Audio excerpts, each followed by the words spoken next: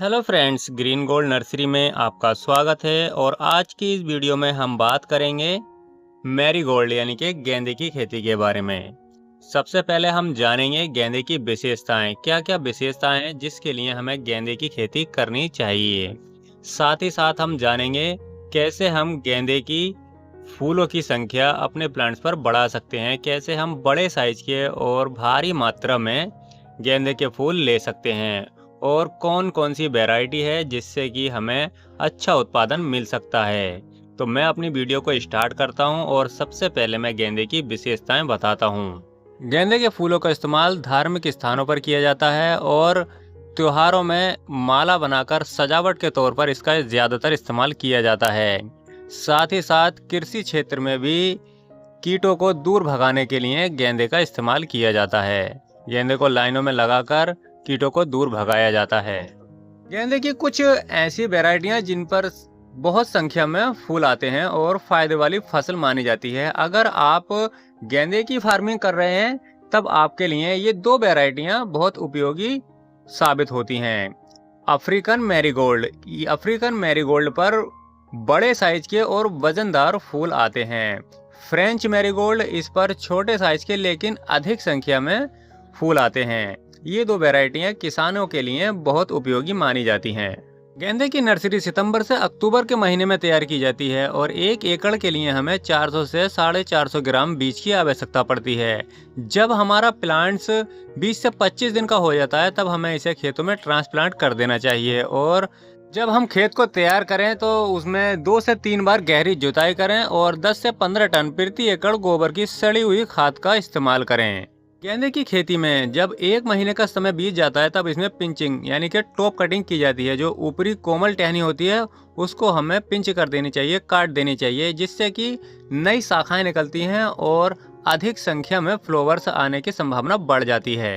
Pinching करने के तुरंत बाद हमें 25 से 30 किलो यूरिया प्रति एकड़ जरूर दें। और जब हमारा फूल आने का समय यानी कि फ्लावर्स हमारे बनने स्टार्ट हो जाएं तब हमें 19-19 का इस्तेमाल करना चाहिए। इससे फूलों की संख्या बढ़ जाती है और बड़े आकार के फूल बनते हैं। जब हमारे प्लांट्स पर फूल खिले हुए हों तब हमें ह्यूमिक एसिड और प्लानोफिक्स का स्प्रे करना चाहिए। इस स्प्रे से हमारे प्लांट्स पर फूल ज़्यादा दिनों तक टिके रहते हैं। जब भी हम गेंदे की खेती करें तब हमें ड्रिप सिंचाई का प्रबंध करना चाहिए, क्योंकि ज़्यादा जल भराव से गेंदे में रूट रोट्स की समस्या ज़्यादा आ जाती है और हमारे प्लांट्स जड़ से ख़त्म हो जाते हैं। डियर फ्रेंड्स, जब हमारी फसल 45 से 50 दिन की हो जाए तब हमें इसकी पहली तुड़ाई कर देनी चाहिए और इसके बाद हमें हर तीसरे दिन इसकी तुड़ाई करते रहना चाहिए। जब हमारे फ्लावर्स पूरे हो जाएं, हम उसकी तुड़ाई करते रहते हैं तो हमें दूसरे फ्लावर्स खिलने में आसानी होती है और अधिक संख्या में फ्लावर्स आते हैं। तुड़ाई करते रहने से प्लांट्स की एनर्जी बनी रहती है और इस पर ज़्यादा फूल आने की संभावना बढ़ जाती है। डियर फ्रेंड्स, अगर आप समय पर इसकी निराई गुड़ाई करते हैं और सही देखभाल करते हैं तो 1 एकड़ में 15 से 20 टन आप फ्लावर्स प्राप्त कर सकते हैं।